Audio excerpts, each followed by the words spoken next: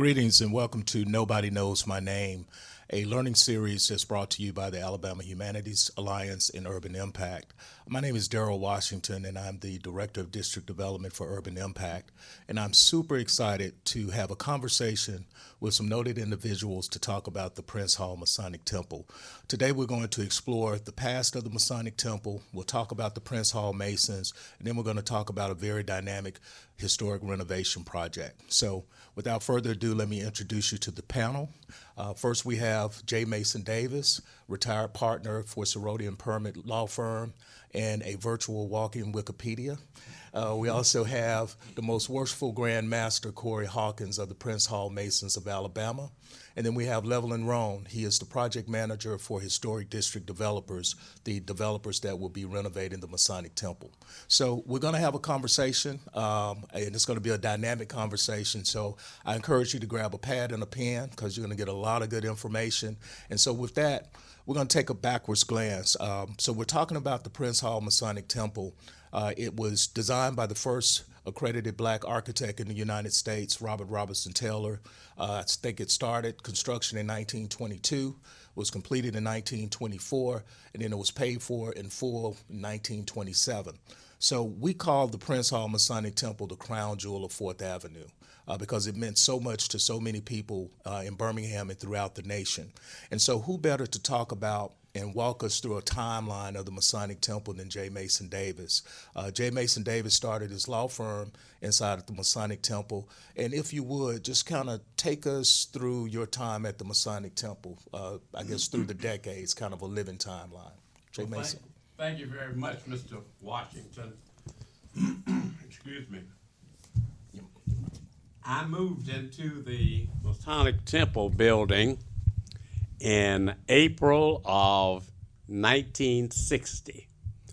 I had just received my license from the Supreme Court of the state of Alabama, and that allowed me to practice law. Arthur Shores, who formerly had offices on the 5th floor of the Masonic Temple building, had accepted an invitation from Arthur George Gaston, who is properly known as A.G. Gaston, had just finished building a building on the corner of 5th Avenue and 17th Street North. And he told Mr. Shores to come around there and he'd have a brand new building for him to operate his office and to have his library. Well, that left an office open where Mr. Shores had formerly been. And that office had 3 separate offices in there. One was operated by Orzel Billingsley Jr., who was one of my fellow Talladegans, and then the middle office had been occupied by Peter Alfonso Hall. And Mr. Hall had been in practice since 1948, and Orzel Billingsley had begun practicing in 1950. I began practicing in that office, and I stayed with them for 3 years. 2 of the important cases that I handled working with them was the 125 student sit-in demonstration cases from Huntsville, Alabama. They were the very first of the known civil rights cases. When I say known, popularly known, and some of the younger people may know of, the sit-in demonstrations that began the street demonstrations that came to Birmingham in 1963.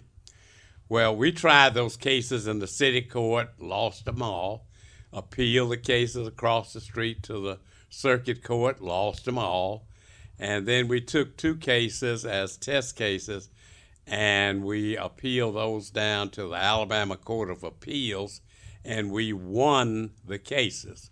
To give you an idea of the times in which we were trying those cases, Mrs. Judge Annie Lola Price, who was the very first female appellate judge in the state of Alabama's history, was the judge that decided the cases and wrote the opinions. And she reversed those cases in our favor, in favor of each one of the students. And by the way, the students were from Council High School, Alabama A&M College, and Oakwood College there in Huntsville. We won those cases. And to let you know the times, had Judge Price been called for jury duty, she would have been immediately struck because she was a woman. In 1961, women could not sit on juries in the state of Alabama. So you get an idea of how far we have come through civil rights. Changing that law for all women was really the very first of the civil rights cases. And when we won those cases, that began all of the demonstration cases that then moved through the state of Alabama to Birmingham, to Dothan, to Tuskegee, to Eufaula, in Barber County, and in Mobile. Well, I stayed with Orzell, Billingsley, and Peter Hall 3 years, and then the Pilgrim Health and Life Insurance Company that had space down on the end of the 5th floor. That would be on the 5th end if you look at the building from the 17th Street side. And they moved to another location, and I then went to the Grand Master, who at that time was Charles V. Henley. Mr. Henley was a lawyer, and he resided in Huntsville. And if I'm remembering correctly, he graduated from Howard Law School in 1914. He was a very proper man. He was short, and he wore starched shirts every day, starched shirts and a tie, and he always had on a suit. And he was from the old school. He wore high-top shoes. And so Mr. Henley rented that space to me, and I then hired L.S. Gaylord, Jr., who was contracted in Birmingham, to come in, and he then restored that building to a proper or more modern state. And I stayed in that building, in that space from 1963 until 1984, the first part of 1984, when I then merged my practice with the Cerroti and Permut law firm, and then I moved over to its building on 2222 Arlington Avenue on the south side. And then I stayed there from 1984 until early in the 20s. We're in the 20s now, 2022. And it was maybe about 2000 or 2001 when we made a deal with the Bayer Properties Company, and they built the building that we are in today, 2311 Highland Avenue, and we moved in there. But I guess that's maybe about all I need to say right now until we can move to other questions. Well, good deal. Let me ask you this. So, Yes, sir. So being in the Masonic Temple, what was special about the temple during those days? I like to think that the temple was the first innovation depot because there was so many prominent blacks that worked there and came out of the temple. What made it so special? Well, it's very good that you mentioned that it was just like the innovation depot, because downstairs on the ground floor on the 17th Street side in the first opening was a drugstore. And the name of that drugstore was the Masonic Temple. It was called the Temple Drugs. Okay. And by the way, it was the lease was signed by my grandfather, who was one of the original principals for the Birmingham public school system. I read in the city directory where he was hired as a teacher in 1891. And he was hired by the Birmingham board, and the only other principal that was there during that time was Dr. A.H. Parker, who became the principal of Parker High School. And my grandfather, he taught at Lane Elementary School that was on 19th Street, and then they made him the principal in 1904 of Cameron Elementary School that was on 15th Street and 8th Avenue South. And there were other businesses in that building. Next door to the Temple Pharmacy was Holland Tailors, and they made very good clothes. Next door to them was a barber shop, and I can't think of the name of the gentleman that owned it, but I will this morning. He had a barber shop there, and that's where my father had his hair cut, and it's where I had my first haircut. And next door to there was an empty space, and the Birmingham Public Library had put the library that black folks could go. We couldn't go to the big library down on 21st Street, but we went to the library there, and that was known as the Booker T. Washington branch. And next door to there was stairs going up the back of the hotel, but there was also a space in there, and the lady there had a beauty shop. Okay. And down in the basement, Mr. Gaylord had a pool room, and the janitor's offices were down there. On the second floor was a ballroom where many organizations rented that to have dances. On the third floor was, for the most part, I guess those were probably some.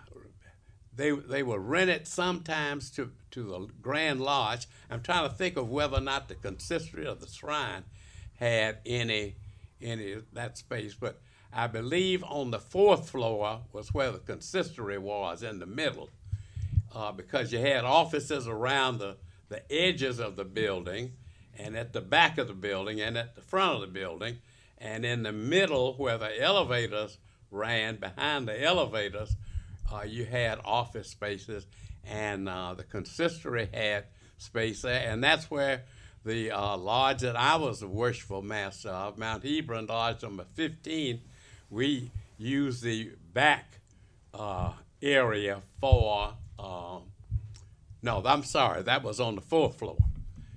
And on the fourth floor, there was a space where Mr. W.C. Patton, who was well known in Birmingham as a civil rights leader, he had been head of the NAACP, and then when Governor Patterson outlawed the NAACP in Birmingham, he then started working with the Southern Voter Registration Project that was was occupied in Memphis, Tennessee, and he would work there 5 days a week and then come home to Birmingham on Fridays, and he would do his voter registration work on Fridays and Saturdays, and then he'd go back to Memphis on Sunday afternoon. On the fourth floor, you had primarily the lodge halls, and those were for the blue lodges, the third degree lodges. On the fifth floor were all offices. I can tell you all the spaces there, but I guess we don't have enough time on this, because my office was on the fifth floor. On the sixth floor, the prominent office there was the Atlanta Life Insurance Company, and on the seventh floor, the North Carolina Mutual had spaces there, and Dr. E.W. Taggart, who was one of the very first of the civil rights leaders, space was there. He was a dentist, and also Dr. F.D. Bradford Jr. had space there. I'm sorry. On the third floor was Dr. Moulton and Dr. Harris, Dr. S.F. Harris, down on the fourth floor. So that's what the building was used for, and as you say, it was a type of innovation depot. Thank you so much, Mr. Davis. And so there would be no Masonic temple without the vision of the Prince Hall Masons. So, Grandmaster, can you talk a little bit about who are the Masons? How did they come up with that vision? And what role does Masonry play in terms of the Birmingham community? Okay, the Masons are a worldwide organization. It's the oldest fraternal organization in existence. And the Prince Hall Masons here in Alabama began in 1870 and have been in existence ever since. The object of Masonry is to help make good men better. We believe in the fatherhood of God along with the brotherhood of man. So our objective, again, is to help make good men better. To join and become a member of a lodge, you must be a man, freeborn, at the age of 18 here in the state of Alabama. Some states, they require you to be 21. But in Alabama, it's 18 years old, of good repute and well recommended.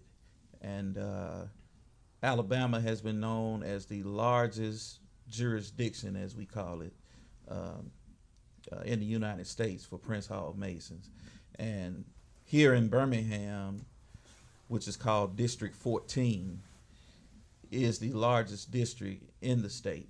So you had more Prince Hall Masons, or you have more Prince Hall Masons here in Birmingham than you do anywhere else in the state. A lot of prominent Masons. The vision of the building came because the Grand Master at the time, Walter T. Woods, had the vision of having a headquarters within the state that the Prince Hall Masons owned. And that's where the vision come from. But at the same time, he wanted to serve a purpose for the black community, where they would have somewhere to go and to be able to participate like human beings should be able to participate during that time. And as you heard Brother Mason Davis just say, you could go there, meet your attorney, meet your insurance agent, go to the dentist, the podiatrist, or whatever you want to do in that one building. So it was a hub for the black community to be able to go and handle their business and be treated like human beings. They could enter the front door and not have to go through the back. And if they went to an event on the second floor in the auditorium and sat in the balcony, it was not because they were forced to sit there. It was because it was by choice. And that was what was so good about the Masonic Temple. And various acts, people from all over the world came there and performed, different performers and things of that nature. And as Brother J. Mason Davis said earlier, it was also a place where the fraternities and sororities, social savings clubs, weddings, all of those type things, receptions were held in that temple. And it is our objective to bring it back to that state, to where it serves the same purpose that it did before. And I just find it amazing for men, and I know this could not have been done without the help of the women as well, to come together during that time and begin erecting an edifice of that nature in 1922 and completed in 1924, a building that cost $720,000 at that time, which would be millions during today's time, and be debt free. It just tells me that when we come together and we put God first, we can accomplish anything. It's just amazing to me how that was done. But I think it was about priorities and determination to have a place where we can go that would serve as Prince Hall Mason's headquarters, but in my opinion, more importantly, serve as a place where blacks could go and would not have to worry about being treated in a negative way. Awesome, awesome. I mean, yeah, when you think about the 20s and to accomplish that, you're absolutely right. It was priority and visions, and I guess they sold a lot of chicken plates, a lot of barbecue plates, and a lot of fundraisers, and that's miraculous. So we've talked a little bit about the past. We talked about the Masons. Brother Levelin Roan, I want you to talk about the future. You're heading up a very dynamic renovation project. Talk a little bit about the project, the cost, the timeline, and what all goes into that project. Well, we were very proud to be chosen to work alongside the Masons in the restoration of the building. With a building that has such a dynamic and relevant history to what we are trying to do, it makes all the sense in the world. The we that we're talking about is Historic District Developers. Historic District Developers is a joint venture effort of two companies that are both African American owned, Direct Invest Development and Henderson and Company. And we've come together on this historic renovation to really build upon that nearly 100-year history that the building has already had, but to bring it into contemporary times. The building has been shuttered for roughly 20 years or so, or I guess really the last 10 or so when it officially closed. And it's really about now taking this building that is a very solid and well-structured edifice and making it an edifice that meets our modern times now. But those modern times aren't that different from what they were in the mid-20s when the building came online. The hub of black entrepreneurship for this area, the hub of black civic and social life for the city of Birmingham and beyond, and also a place where hope was born eternal. And with that, we are now very proud to be a part of the renovation of the building that will cost roughly about $29 million in terms of the full renovation of it, and it will return it to its original state, in the original state of being primarily used for office and commercial spaces, but also a space where folks can come and celebrate life, the full cycles of life, whether it's the early birthday parties for a youngster or someone who is retiring from a lifetime of service in the clergy, as an example. Those things can be also celebrated in the building in the reimagined space. Because this building is an historic landmark, there are certain rules and regulations that govern how we actually restore it. The most overarching rule of that is to put it back the way it was when it went into service in 1924. So that's the standard by which we are held to. But to do that in a way that also makes this building a sustainable building. It will have special air handling systems that will make it a well building. It will have all the modern features that you would expect in a workplace now, ranging from cutting edge speeds on internet service and broadband communications to how actually energy is actually absorbed and treated in the building, to make sure that we are not doing further harm as a society to our climate. This building is a very special place for us in that it's now coming up fairly soon on its 100th anniversary. We anticipate the building obviously being renovated in advance of that. So we're looking at about a year from once the actual construction on the building starts. But there has been lots of activities to get us here. I mentioned the building being a historic landmark.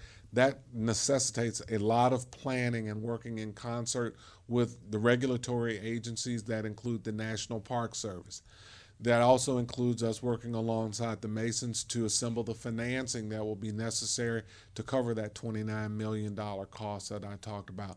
So while you may not have seen things that have been happening on the outside of the exterior of the building, there's a lot that has actually been going on for quite a while in terms of getting us to this point where you will shortly be seeing things that are now visible to the eye and to the passersby.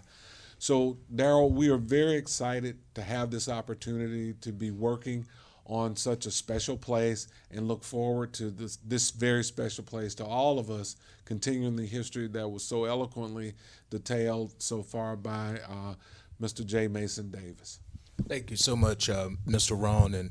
And to that point, you can't help but notice this beautiful mural behind us, scenes from the 60s here in Birmingham.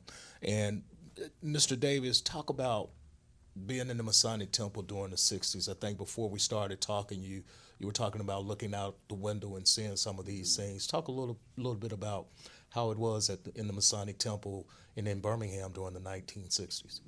All right. In the 1960s, the Masonic Temple was in the center of everything that blacks were doing in the city of Birmingham. It was right here. Across the street, up the street on 17th Street, was the offices of the Birmingham World newspaper that was edited by Emory O. Jackson. He was maybe the chief activist in the city of Birmingham. On the 5th floor of the building were the offices of Tommy Wren. And I noticed that there is a portrait of him down on the edge of this building, right at the very front of it, near the window. Tommy Wren was a dental technician, and all the dentists that had offices in the building could take their impressions that they would make from patients to Tommy, and he could either make the complete partials known as false teeth, or the partials that you would use, and the dentist would put them in the patient's mouth. Also in that business, I told you about voter registration that was headed by Mr. W.C. Patton. The lawyers were in that building. Oscar Adams, who handled all of the school desegregation cases. And down on the ground floor was Demetrius Newton. And Demetrius and Oscar Adams were the chief education type lawyers because they handled most of the cases in the area of public school education. All of that, and beginning back in the early 1920s was Dr. E.W. Taggart, who was a dentist. And he was the man that he's the impetus that began the civil rights demonstrations. I told you about Tommy Wren. Tommy Wren was the go-between between the lawyer and the civil rights movement, because Tommy was a part of every movement that happened in the city of Birmingham. And if the lawyers decided that there was something that could be done or should not be done, it went through Tommy first, and from Tommy to the civil rights organizations. Let me ask you this. So, Birmingham once had a nefarious nickname called Birmingham. Mm-hmm. Were you ever feared that they would try to bomb the temple? I know my granddad said if they tried to bomb the temple, they'd just be practicing because it was such a strong structure. And he said, one, I don't think they would make it down 4th Avenue. Were you ever scared that they would bomb the temple? I never thought about it, but I knew this, that if they attempted to bomb the Masonic Temple building, they could not do it with one sitting of a charge.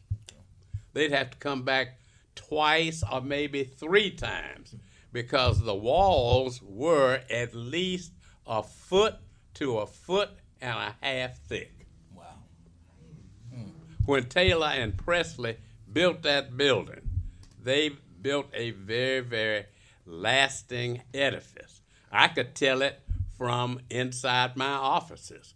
The windows were very hard. They were constructed so that if a blast occurred next door, they wouldn't knock out the windows from the back. Thank you so much. Grand Master, we talked about the history of the Masonic Temple and the future. Talk a little bit about what you want to see in the future of the Masonic Temple and also the Prince Hall Masons as we get ready to close.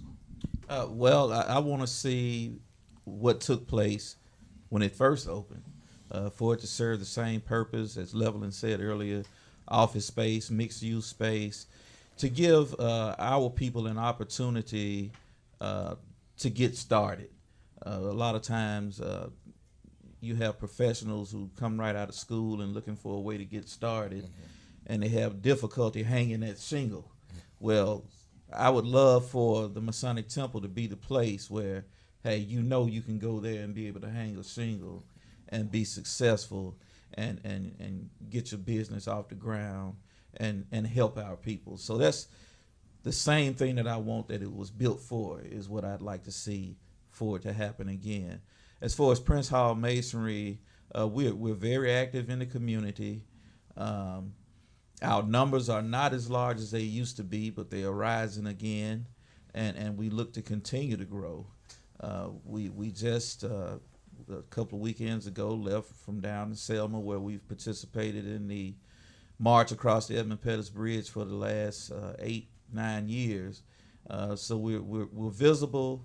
We're helping out in the communities. We have programs in some of the schools in the area where we go and make donations and also mentor kids and help the needy. That's one of my big things, that we participate in community service, because it's our duty, as men who have the opportunity to live a decent to good life, should be able to give back to the community. Thank you, Grandmaster.